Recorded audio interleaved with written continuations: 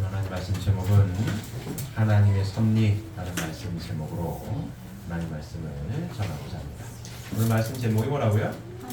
하나님의 섭리, 하나님의 섭리. 자, 오늘은 크리스마스 이브입니다. 크리스마스 이브. 맞죠? 내일은 크리스마스고. 자, 크리스마스가 어떤 날이에요? 예수님 탄생하신 날로 우리가 기념을 하고 있습니다. 아마 전 세계에서 가장 유명한 쉬운 말로 생일 잔치라면 생일 잔치가 크리스마스라고 볼 수가 있습니다. 맞습니까? 네, 크리스마스를 모든 전 세계 사람들이 기념을 해요. 국가 이제 기념일로 지정돼 있고 내일 빨간 날 아닙니까? 이제 오늘 연휴인데 그렇습니다. 자, 예수님이 이 땅 위에 메시아로 오셨죠. 메시아의 개념이 뭐죠? 구원해 주시는 분. 구원해 주실 메시아로 오셔서 기념을 하는 거죠. 태어나신 탄생일을 기념을 하고 있습니다. 기쁜 날이죠. 메시아께서 오신 날이니까 기뻐하고 있습니다. 그렇다면 기독교인들의 소원은 뭘까요? 예수님께서 메시아로 오셔서 우리 구원해 주시기 위한 메시아로 오셔서 십자가의 우리 십자가의 구원의 한계 공부했죠. 어쨌든 십자가의 구원을 우리를 구원해 주셨단 말이에요. 그리고 뭘 약속하셨어요? 재림을 약속하셨어요. 다시 오마. 왜? 구원 섭리가 마무리가 안 됐으니까 재림을 약속하시고 십자가에 못 박혀서 이제 돌아가셨습니다. 자, 그러면 모든 기독교인들의 소원은 뭘까요? 누굴 기다리겠어요? 재림 주님을 기다리는 겁니다. 맞습니까? 재림 주님을 기다려요. 이제 내일 크리스마스인데, 자, 기독교인들 입장에서 봤을 때 우리를 완벽하게 구원하시기 위하여 다시 오실 예수님을 기다리고 있단 말이에요. 또 예수님 오신다라고 약속을 했지 않았어요? 했단 말이에요. 그러면 그 약속이 이루어져야 되는데, 자, 성경에 보면 대표적인 예언서가 뭐죠? 요한계시록입니다. 계시록 예언서. 계시를 받은 거거든요. 그러면 예수님이 재림하실 것을 약속을 하셨는데, 그렇다면 계시록 가장 대표적인 예언서인 계시록의 핵심 포인트는 뭘까요? 뭐에 대한 계시가 나와야 될 것 같아요? 예수님 재림에 대한 계시가 나와야 되는 거죠. 맞습니까? 모든 기독교인들의 소원이 예수님의 재림인데, 재림을 기다리고 있는데, 그러면 대표적인 예언서인 요한계시록의 핵심 계시는 뭐야 맞는 거예요? 예수님의 재림에 대한 계시가 나타나야 맞는 거죠. 맞습니까? 이치가 그렇잖아요. 논리적으로 보면 그렇습니다. 모든 기독교인들의 소원이 예수님의 재림인 건 확실한데, 예수님이 재림하실 것을 약속을 하셨는데, 그럼 성경 66권의 대표적인 예언서인 계시록에 누구에 대한 계시가 되어야 될 것 같아요? 예수님의 재림에 대한 계시가 나와야 맞는 거죠. 맞습니까? 계시록을 풀었다라고 하면은 뭐에 대한 계시를 풀어야 되는 거예요? 예수님 재림에 대한 계시를 풀어야 맞는 겁니다. 이치에 맞는 거예요. 계시록을 이제 풀었다는 사람들이 많아요. 대표적으로 신천지가 계시록을 푼다라고 막 얘기를 하고 있습니다. 예수님 재림에 대해서는 구체적으로 풀지를 못합니다. 근데 우리 원로 목사님께서 어느 날 이 계시록을 푼다라고 말씀을 하세요. 근데 오늘 제가 지금 쭉 설명을 한 예수님의 재림에 대한 게 계시록에 나타나 있다라고 푸는 거예요. 이제 저작권에 등록을 해놨습니다. 대한민국 태극기 안에 하나님의 섭리, 또 성경 속에 태극기를 밝힘, 이렇게 이제 저작권에 등록을 해놨어요. 계시록에 예수님의 재림이 계시가 돼 있다. 어떻게 돼 있느냐? 대한민국 태극기로 돼 있다. 쉬운 말로 결과는 뭡니까? 재림 주님이 어디 오신다는 얘기예요? 대한민국 땅에 오신다는 게 결론이에요. 기독교인들의 가장 소원이 뭐라고요? 재림주님을 만나는 거예요. 예수님 재림을 기다리는 거예요. 근데 예수님 약속을 하셨단 말이에요. 내가 재림을 할 거야. 대표적인 예언서는 계시록에서 뭐가 나와야 된다고요? 예수님 재림에 대한 게 나와야 되는데 그거를 예수님이 어디로 오실 거냐? 대한민국으로 오신다라고 목사님께서 계시록을 통해서 풀었다. 계시록에 대한민국 태극기로 하나님의 섭리가 나타나 있으니 재림주님께서는 어디로 오신다? 대한민국으로 오신다라고 계시록을 푼 겁니다. 자, 우리나라 태극기를 보면 태극기가 고종 때 처음 만들어졌어요. 고종 때 1876년에 우리나라하고 일본하고 강화도 조약을 맺습니다. 강화도 조약을 맺게 된 그 이유가 뭐냐면 강화도에 이제 일본 배가 운요라고 하는 배가 들어왔어요. 배가 들어왔는데 우리가 막 공격을 했습니다. 근데 일본이 뭐라고 하냐면 일장기를 달았는데 왜 쏘았냐 뭐 이런 얘기를 해요. 일본 국기를 달았는데 왜 쏘았냐 뭐 얘기를 해요. 근데 그때만 해도 우리 이제 국기라는 개념을 몰랐어요. 우리 조선이라고 하는 나라가 국기가 뭐지? 이런 걸 모르는 거예요. 그러니까 세계화 시대에 많이 뒤처진 거죠. 일본은 야 우리가 일본 국기를 달았는데 우린 걸 아는데 왜 공격했어? 이런 거거든요. 국기가 뭐지? 이렇게 된 겁니다.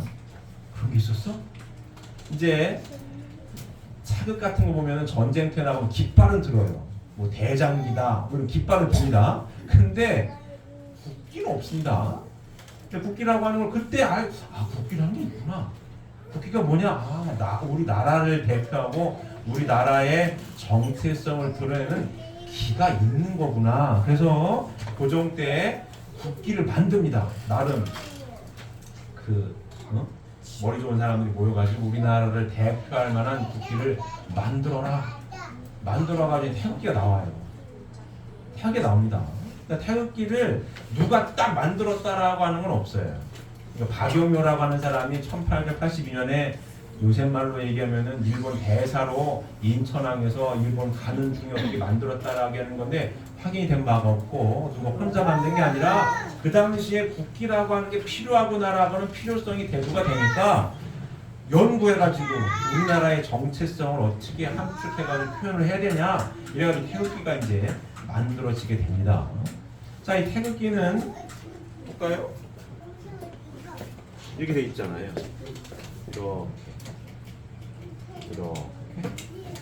이렇게 돼 있습니다.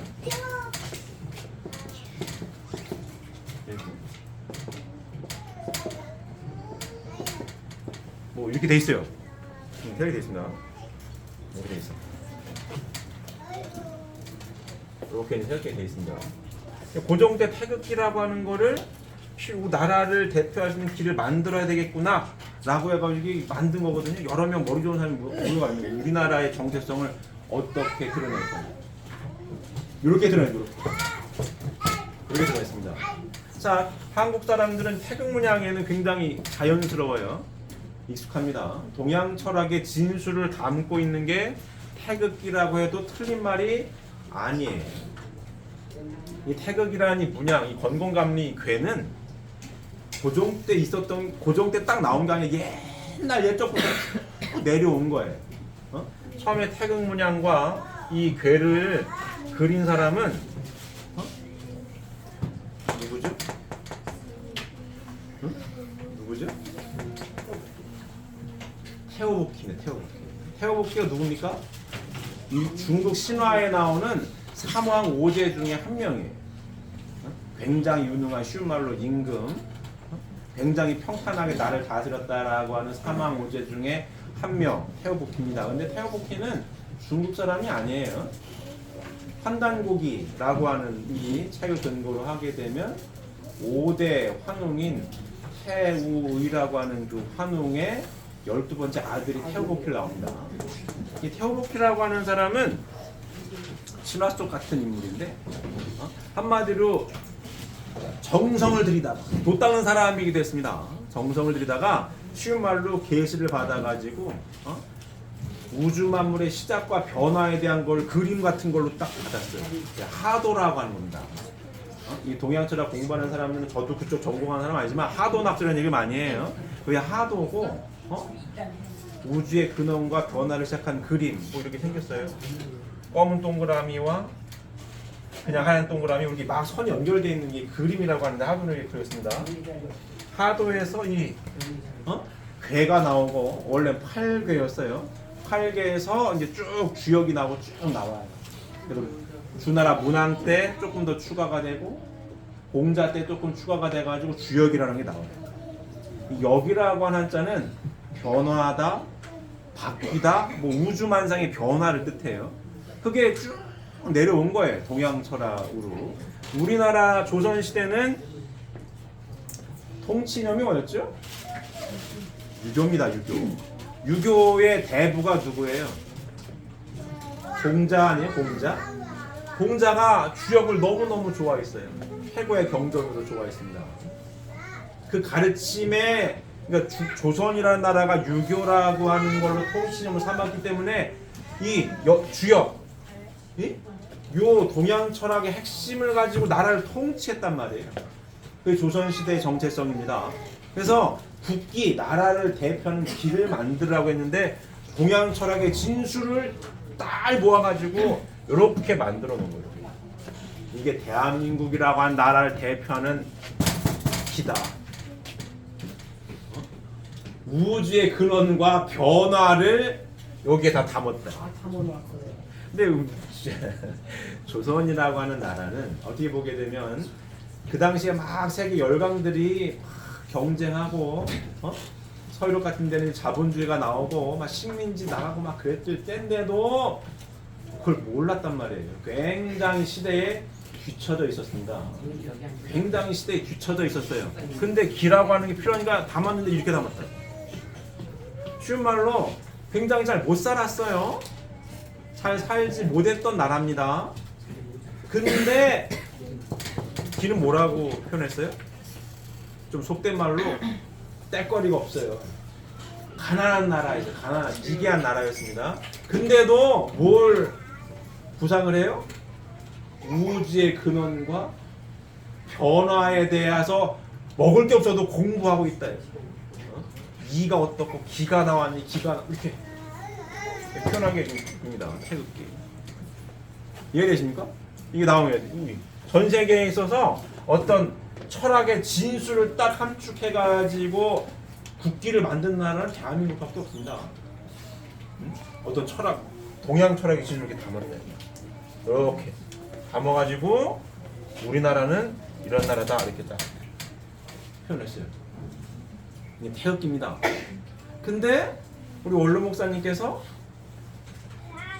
재림주님이 메시아가 다시 오는 그 재림에 대해서 예언을 한 게 계시록인데 계시록을 풀어보니까 재림주님이 대한민국 땅에 온다라고 딱 풀었대요. 계시록을 풀어보니까 대한민국 태극기가 나왔어요. 그럼 재림주님은 어디 온다라는 계시라고 받아들이는 거예요? 대한민국 땅에 온다라고 풀었다. 자, 이게 계시록의 핵심 내용입니다. 기본 보시면 볼까요? 자, 계시록 4장 2절에서 3절을 보시면 같이 순도가지겠습니다.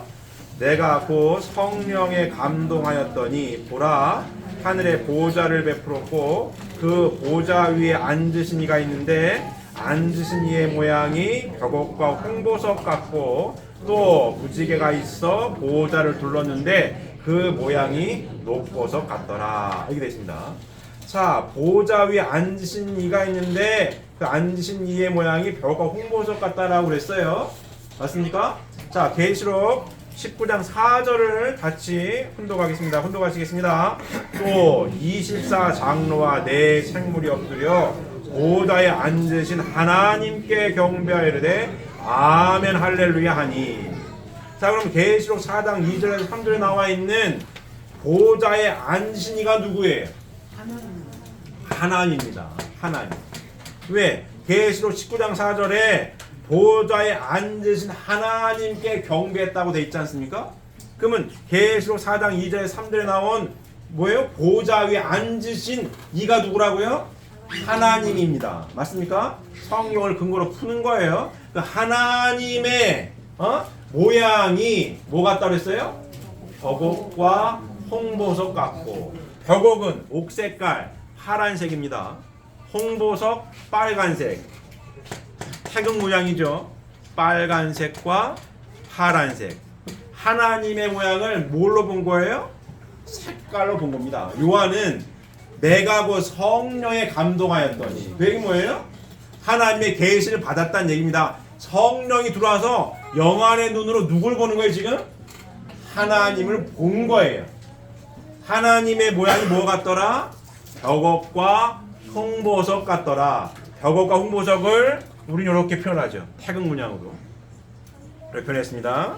자, 그리고 벽옥과 홍보석 같고, 또 무지개가 있어 보호자를 둘렀는데, 자, 무지개 어떻게 생겼죠?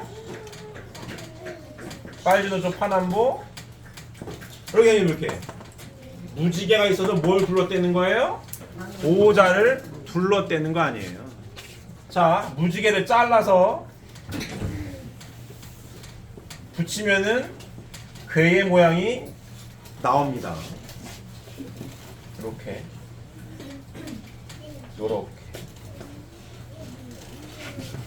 요렇게 원로 목사님은 계시록을 푼 거예요. 자, 서두에 말씀드렸습니다. 기독교인들이 가장 큰 소원이 뭐라고요? 예수님의 재림아니에요. 재림하신다고 약속을 하셨어요. 맞습니까? 그러면 성경의 대표적인 예언서가 뭐예요? 요한계시록. 계시가 뭐예요? 하나님의 계시를 받는 거 아니에요.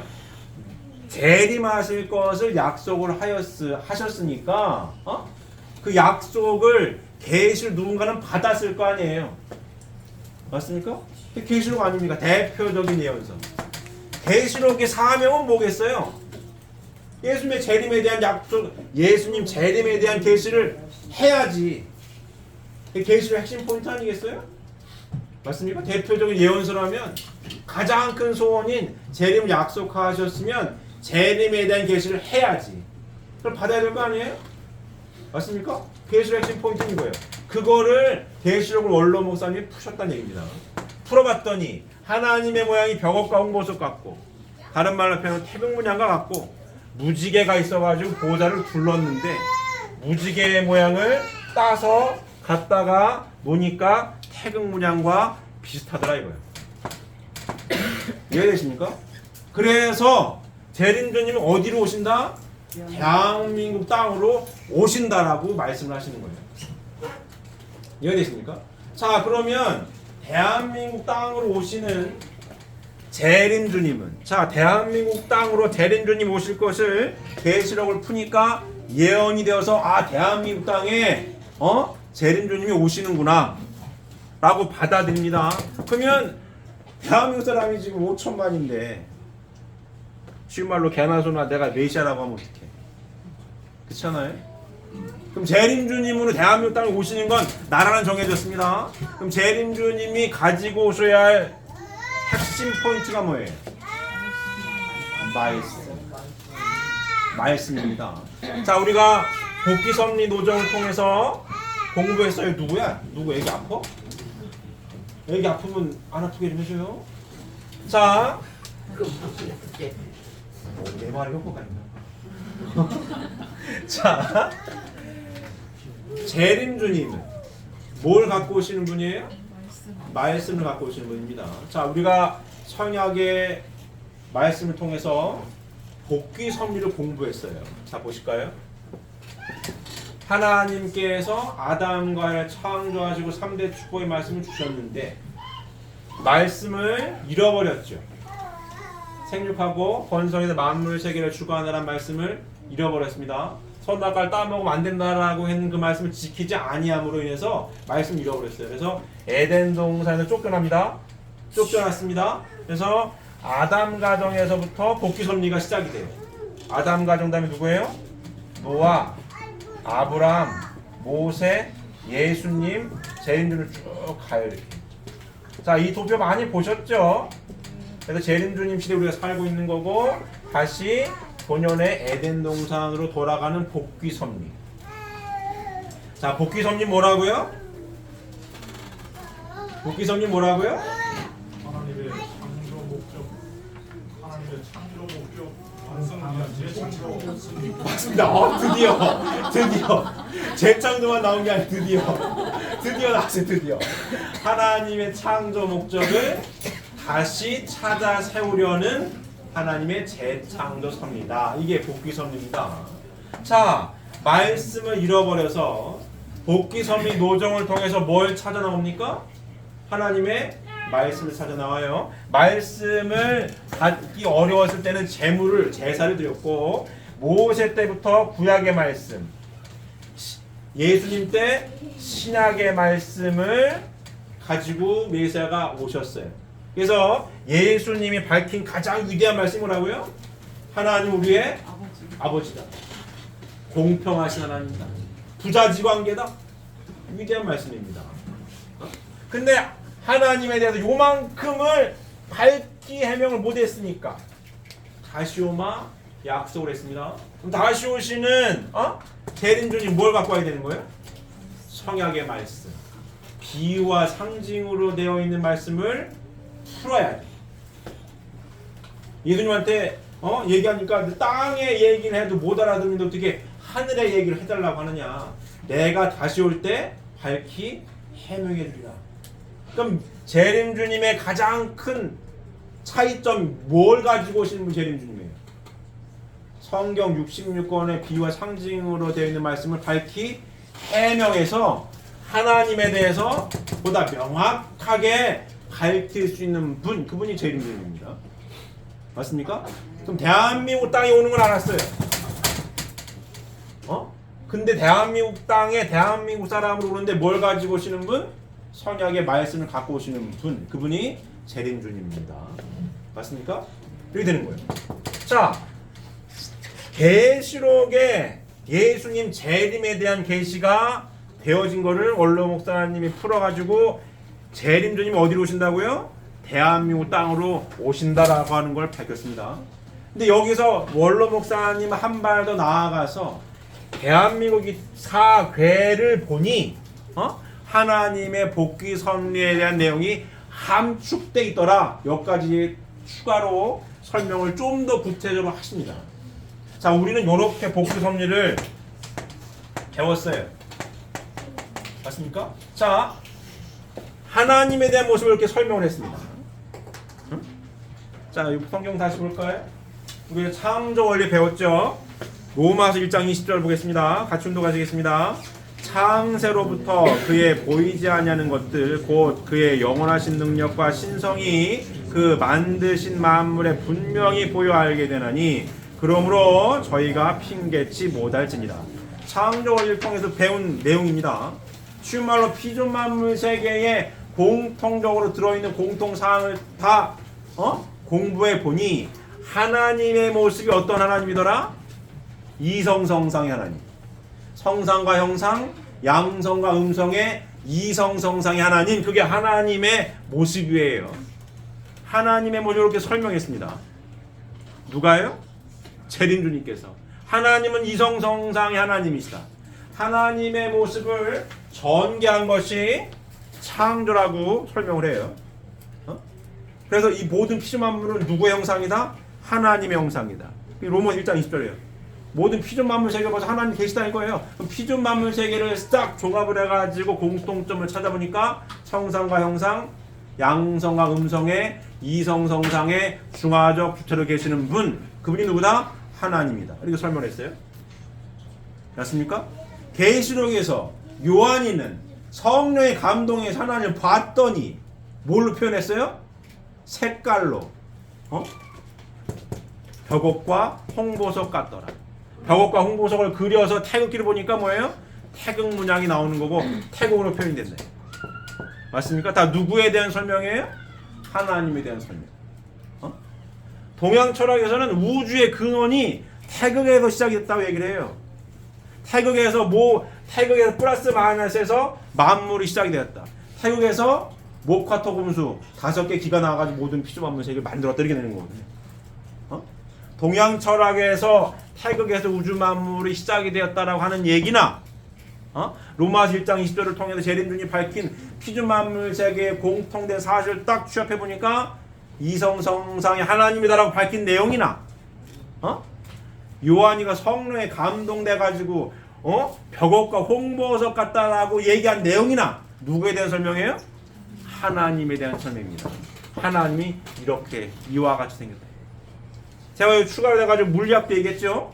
빅뱅에서 먼지처럼 작은 점에서 빵 터져가지고 뭐가 시작했다고요?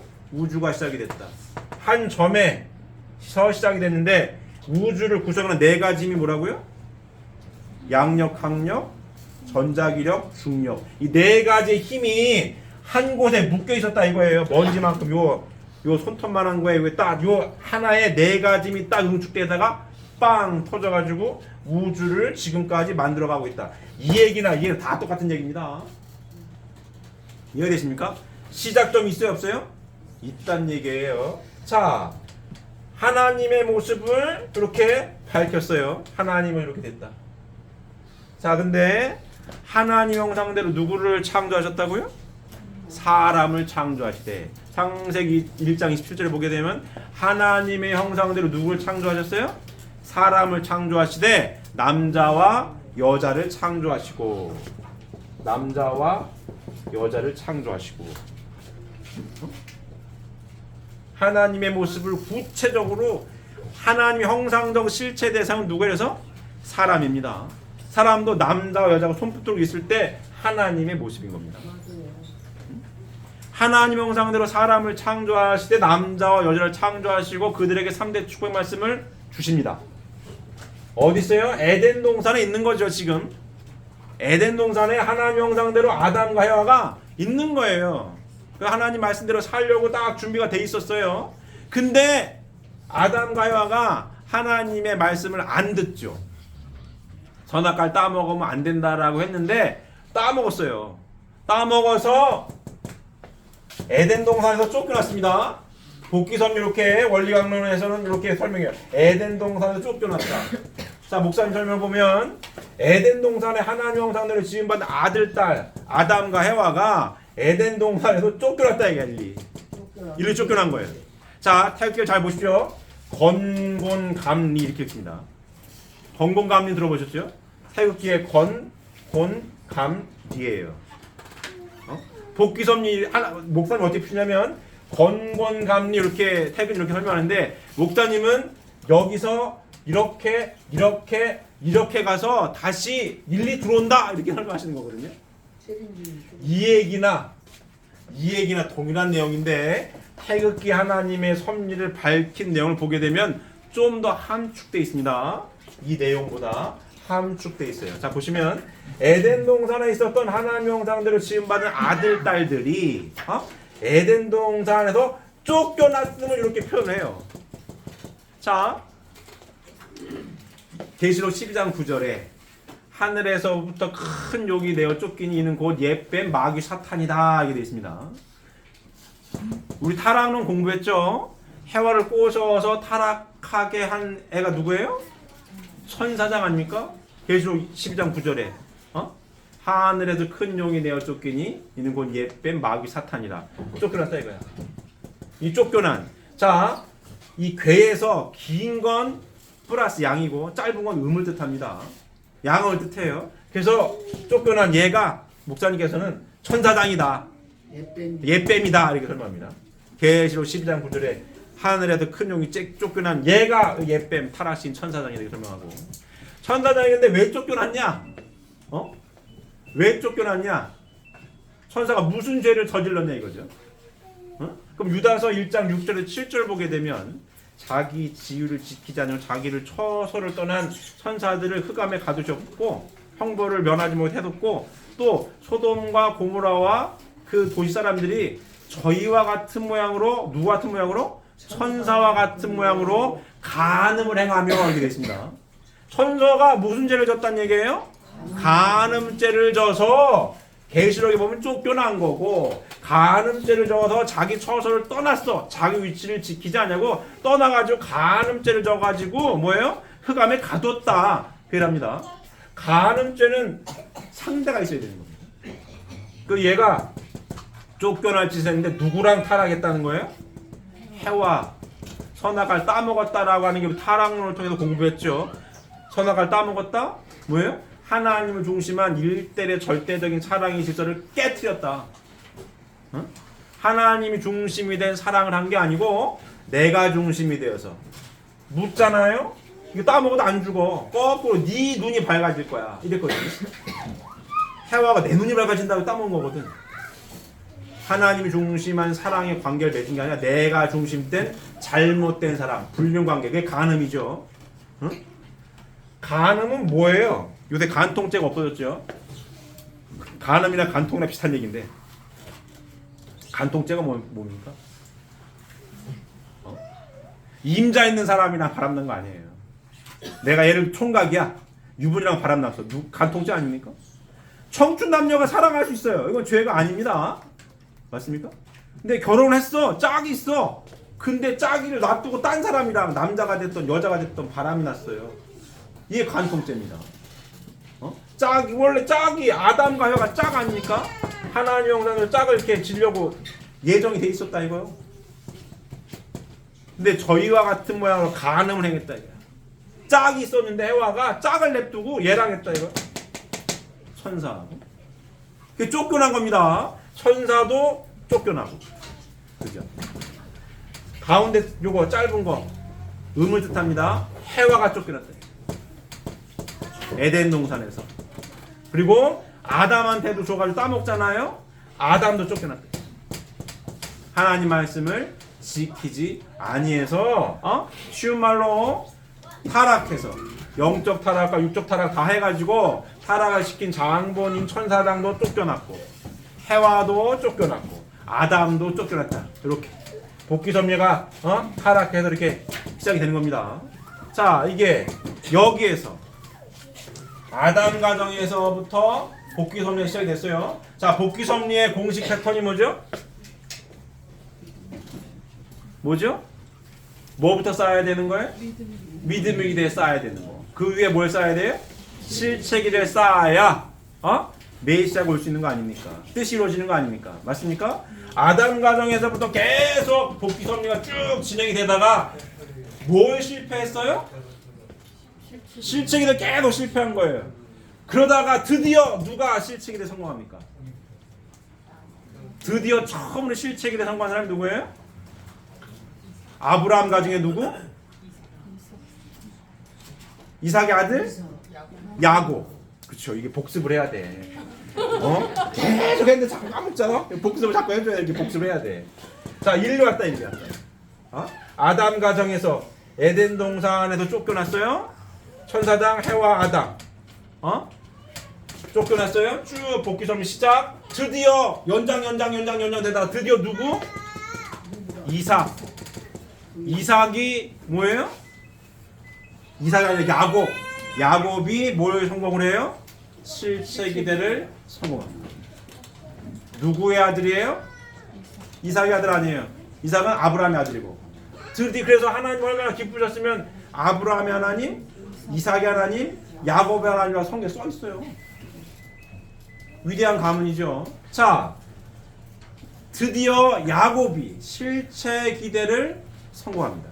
자, 믿음의 기대는 누구와 누구와의 관계라고 했어요? 하나님과 중심일과의 인간관계. 하나님과 신과 나와의 믿음을 쌓아야 되는 거. 실체 관계 뭐예요? 그렇죠. 이게 더 어렵다는 얘기였어요. 자, 다 보시면 복습 다시 할까요? 하나님, 아벨, 가인. 믿음의 관계는 이렇게. 믿음의 기대. 방주를 세워야 돼. 그죠? 세운 토대에 뭐 해야 돼요? 실체 기대. 하나님과의 관계. 실체 기대. 인간과 인간과의 관계. 누굴 믿어야 되는 거예요? 아벨을 믿고 순종을 복해야 되는 거예요. 가인이 아벨을 통해 하나님 앞으로 나아갈 수 있었거든요. 그걸 못해. 왜? 항상 가인이 힘이 세고 형이었습니다. 나라고 하는 걸 비워야 되는데 내가 형이고 내가 힘이 더 세야 되는데 내가 왜 머리 숙이래 가지고 안 되는 거야. 기적 같은 일 보여줘도 나라고 하는 것 때문에 머리가 안 숙여져 이게. 연장 됩니다. 드디어 누가? 야곱이 해냅니다. 야곱이 떡과 팥죽으로 장자권을 사요. 맞습니까? 떡과 팥죽으로 장자권을 사.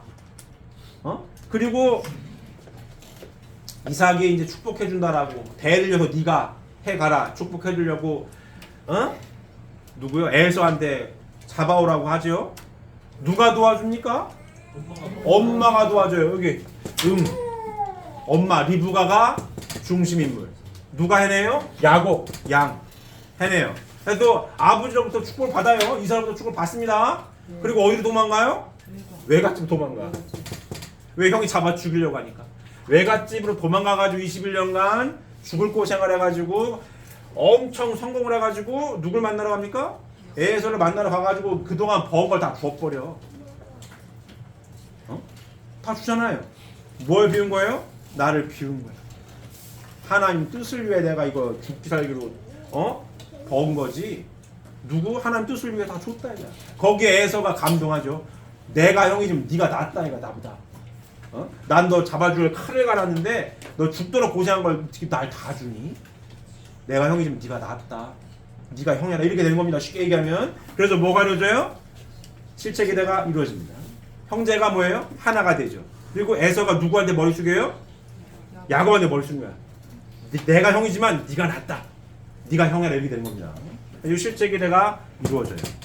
실체기대가 이루어져서 드디어 메시아가 올 수 있는 기대를 조성합니다. 드디어 누가 메시아가 와야 될 거 아니에요. 오게 되는 여기 봅니다.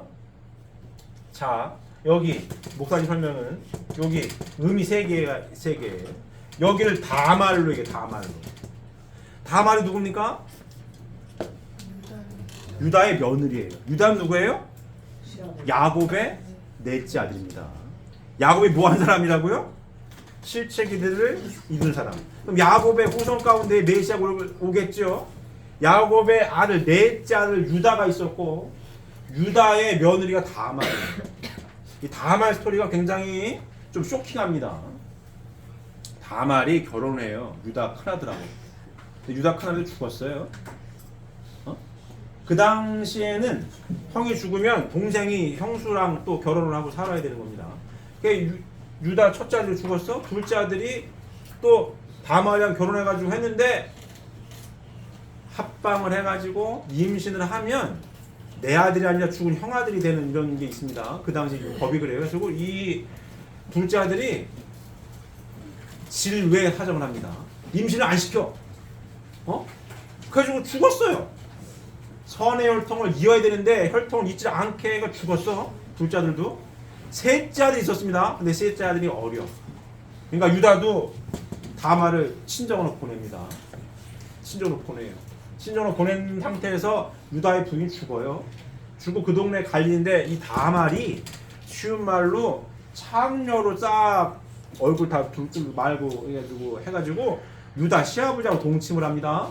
동침을 해가지고 임신을 해. 임신을 해. 근데 그 당시에 지금도 이쪽 동남쪽 어디야? 중동 지역을 했습니다. 지금도 가나마 이러면 죽어요. 큰일 나.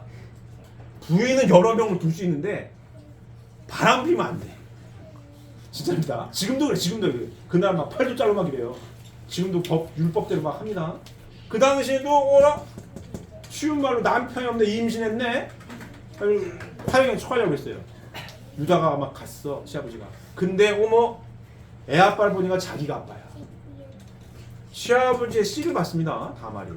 그래가지고 줄 수가 없었어. 다말. 이게 참 재밌는 얘기입니다. 왜냐하면 성경이라고 하는 성경 66권이 있어요. 이 성경이라고 하는 거는 한 사람이 쓴 게 아니에요. 옛날부터 구전으로 쭉 내려와가지고 이어지고 막 된 거거든요. 로마 시대에 와가지고 국교가 되면서 막 해가지고 성경을 추려요. 66권에 넣을 것과 뺄 걸 찾습니다. 66권이 정해진 거예요. 외경이라는 것도 있어요. 성경에 들어가지 못한 또 다른 문서가 많아요. 사회 문서 이런 게 있습니다. 근데 성경의 권위가 제일 높지 않습니까? 외경보다 성경을 있어요. 뺄 수도 있었거든. 다말 이야기를 뺄 수도 있잖아요. 야 이거 보니까 이거 완전 불륜인데 요새도 불륜이야 이거. 시아버지랑 며느리랑 이게 말이 안 되는 얘기거든. 이거 뺄 수 있었어요. 근데 안 뺐다 이거야. 성경이 써있는 얘기입니다 이게 지금. 그래가지고 성경을 안 믿는 사람들은 이거 보고 야 그 성경 족보가 이상한 족보요 이런 얘기 합니다. 기독교 안 믿는 야 그게 될 얘기냐 이게. 안 뺐다 이게. 다만 여기서 중요한 임신을 해서 쌍둥이를 임신합니다. 쌍둥이 임신해가지고 첫 번째가 나오려고 그랬어요. 손부터 나왔어. 거기다가 이제 빨간 씨를 묶습니다. 근데 손이 쑥 들어갔어. 태어난 애는 손에 빨간 끈을 묶지 않은 애가 먼저 태어났습니다. 이게 베레스예요, 베레스. 태중에서 형제가 뒤바뀝니다. 자, 첫 번째 타락의 행위의 결과로 가인 아벨 우리 그 아담 가정을 중심한 복귀점이 공부했죠. 가인하고 아벨하고 둘 다 아담의 아들들인데 누가 제물을 드렸는 거에 대해서 하나님은 아벨 것만 받고 가인을 안 받았단 말이에요. 공부했죠. 왜 그랬을까? 타락 경로에 따라서 해와가 천사하고 먼저 한 사랑의 첫 번째 사랑 열매를 가인으로 받기 때문에 가인의 제물을 하나님 받을 수가 없었다. 그래도 원래 대필이었던 아담과 사랑을 난 두 번째 아들을 하나님의 선의 표시로 분리했다고 제가 우리 공부했어요. 이것도 재림주님 밝힌 원리 말씀을 통해 알고 있는 겁니다. 기독교를 아직도 몰라요. 공평하신 하나님인데 왜 차별했지 몰라. 근데 성경은 계속 야곱도 둘째 아들 아닙니까? 둘째 아들. 둘째들로 가요. 왜? 사탄이가 첫째, 내가 첫사랑의 열매인 거야 이렇게 붙들고 있는 거예요. 하나님도 첫째를 좋아할 거 아니에요? 첫 쪽인데 근데 붙들고 있다고. 그리고 복귀해야 되는 거야. 복귀. 장자 복귀라고 합니다. 그를 드디어 어디서? 가말 태중에서 복귀가 되는 거예요. 원래 손이 먼저 나왔던 애가 먼저 태어날 거 아니에요? 태어날 가능성이 높은 거 아닙니까? 근데 다시 들어갔다가 묵지 않은 애가 나왔어. 베레스입니다. 베레스의 후손 가운데 예수님이 나온 겁니다. 여기서 뜻하는 바가 뭐예요? 가말 섭리를 통해서 뜻하는 바가 뭐예요? 복귀 섭리, 그건 뭐다? 혈통 복귀라, 혈통 복귀. 2세 3세 딸들 잘 들어야 됩니다. 하나님의 선의 혈통을 이어야 할 중요한 삶을 우리가 살아가고 있습니다. 우리의 정체성에 혈통 복귀라 해요. 하나님의 선의 혈통을 복귀해 나가는 과정. 근데 다말은 하나님의 선의 혈통을 잇고 싶었던 거예요. 유다의 아들들의 혈통이 내내 하나님의 혈통 아닙니까? 근데 죽었다 이거야. 그러니 어떻게 시아버지 혈통을 이어야지. 하나님의 선의 혈통을 이어야 하니까 이 선명이 가는 거예요. 그만큼 하나님의 선의 혈통 복귀는 중요한 겁니다. 이해되십니까? 자, 베레스의 후손 가운데에 마리아가 태어납니다. 마리아. 두 번째로. 마리아가 누굴 낳아요? 예수님을 출산한 거 아니에요. 그럼 여기에 예수님이 왔으면 됐죠. 근데 예수님이 하나님의 복귀 섭리의 뜻을 다 이루지 못하셨단 말입니다. 십자가에 못 박혀 돌아가셨어요. 다시 오마 재림 약속합니다. 그래서 여기에 성신이 와요.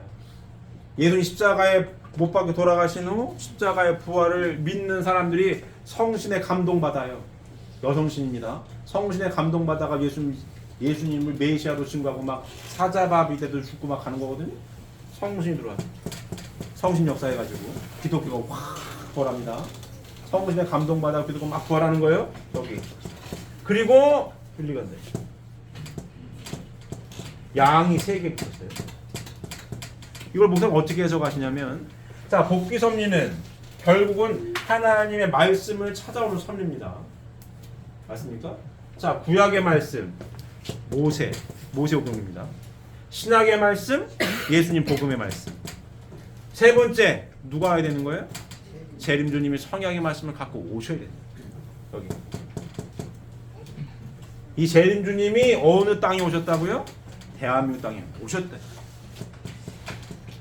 그래서 재림주님이 다시 재림주님 오셔서 성약의 말씀을 펼치셔서 에덴 동산으로 복귀된다고 하잖아요. 이렇게 쭉 복귀 섭리. 다시 에덴 동산에서 쫓겨난 인류가 다시 하나님의 품 에덴 동산으로 돌아가는 섭리. 이게 복귀 섭리 이렇게 도표를 했습니다. 목사님 어디에요? 재림주님이 드디어 오셔서 에덴 동산으로 들어오신다. 이 땅 위에 하나님의 지상 천국을 이루시게 오신 분 누구예요? 재림주님. 재림주님이 에덴 동산으로 복귀해 가지고 실제 성신 어머니가 성원해 가지고 뭐예요? 참부모 하나님의 실체가 되셨다. 그래서 성약 시대 말씀이 이루어지는 시대가 시작이 됐다. 이게 설마 이해되십니까? 이게 목사님께서 설명하신 태극기 안에 하나님의 섭리요. 성경 속의 태극기를 밝힌 예요. 결론은 뭡니까? 재림주님의 예수님의 재림을 계시록을 통해서 분명히 계시를 하셨고 그 계시를 푼 결과 재림주님께서는 어느 나라로 오신다고요? 대한민국 땅으로 오신다. 이해되십니까? 그 대한민국 땅에 오신 재림주님을 만나신 분들이고 맞습니까? 영접하신 분들이고 그 성약의 말씀을 공부해서 에덴 동산 천국의 기본 단위가 어디라고요? 가정, 축복 가정, 천국 생활의 훈련 장소가 어디라고요? 가정, 축복 가정 안에서 하나님과 함께 대를 이어서 이 땅 위에 하나님 나라 지상 천국을 이루기 위해 살아가고 있는 사람들. 그게 누굽니까? 축복 가정 여러분들입니다. 이해되십니까? 이게 여러분의 정체성인 거예요. 정체성인 거예요. 자, 내일은 크리스마스예요. 크리스마스. 오늘 크리스마스 이브고. 지난 시간에 설계 제목은 뭐였죠? 표현해야 한다. 이 표현해야 한다라는 설교 제목이 왜 필요한지 이 복귀 섭리 쭉 공부해 보니 그죠? 하나님의 창조 왜 창조하셨고 하나만 보고 복귀는 이렇게 되어졌다. 그래서 우리는 지금 어디에 살고 있다? 이 시대 재림주님 시대 살고 있어서 태극기에 들어있는 하나님의 복귀 섭리 내용을 쭉 풀어봐도 이 안에 있다. 이 안에 에덴 동산 안에 내 부인과 내 남편과 아들 딸과 축복받은 축복가정으로 살아가고 있으니 이 땅 위에 뭘 이루어야 되는 거예요? 지상 천국을 이루어야 되니 천국의 기본 단위가 어디라고요? 가정이니 가정에서 뭘 실천하라고 하는 거예요? 참사랑을 실천해야 한다. 그래 누가 기뻐하신다고요? 하나님 기뻐하신다. 우리가 행복할 때 누가 기쁘시다고요? 하나님 기쁘시다. 창조를 왜 하셨다고요? 기쁨을 누리시기 위하여. 그럼 창조의 주인공인 우리가 말씀을 상속받고 실천하고 이루어서 성약 말씀을 이루어서 실천해서 행복하게 살 때 누가 기뻐하신다고요? 하나님 기뻐하신다. 우리가 신앙생활하는 이유와 목적이 이와 같습니다. 분명한 거예요. 세상은 오늘 크리스마스 이브고 내일 크리스마스여가지고 막 기념하고 축하하고 여러 가지 이벤트를 합니다. 저희도 하면 좋죠. 근데 우리가 한 발 더 나아가서 뭐예요? 메시아가 우리를 구원하시기 위하여 이 땅에 오신 날을 탄생하신 날을 축하하고 축복을 하고 막 좋아하고 슈머를 큰 생일잔치 전 세계적으로 하지만 다시 오신다라고 약속을 하셨으면 다시 오신다라고 약속하신 그 재림주님을 맞이하는 게 더 중요한 거 아니겠어요? 맞습니까? 그게 소원 아니겠어요? 그 소원을 누가 이루어가고 있습니까? 우리가 이루어가고 있는 거예요. 우리가 이루어가고 있습니다. 다시 오신다라고 약속하신 그 계시하신 계시록을 풀었어요. 계시록의 핵심 결과가 뭐여야 되는 거예요? 다시 말씀드리면 예수님 재림에 대한 계시가 나와야 되는 게 명확한 거예요. 그게 핵심이지. 그게 빠졌으면 안고 없는 찐빵이에요. 여러 가지 계시를 해봐야 뭔 의미가 있어요? 성경 계시를 가장 중요한 사건은 뭐에 대한 계시여야 되겠어요? 예수님 재림에 대한 계시가 핵심이라는 얘기입니다. 그게 소원입니다. 그 내용을 목사님께서 풀었다. 풀었다라고도 표현할 수 있고 이렇게 계시록을 해석했다라고도 표현할 수 있고 요렇게 계시록을 통해서 첫 번째 뭐예요? 재림주님은 대한민국 땅에 오신다 라고 밝혔고 태극기 안에 섭리를 보니까 뭐다?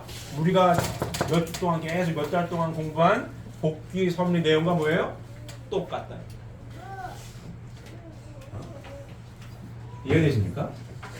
이해되십니까? 이와 같은 시대 우리가 살아요. 그러니까 오늘 크리스마스 이브고 내일 크리스마스인데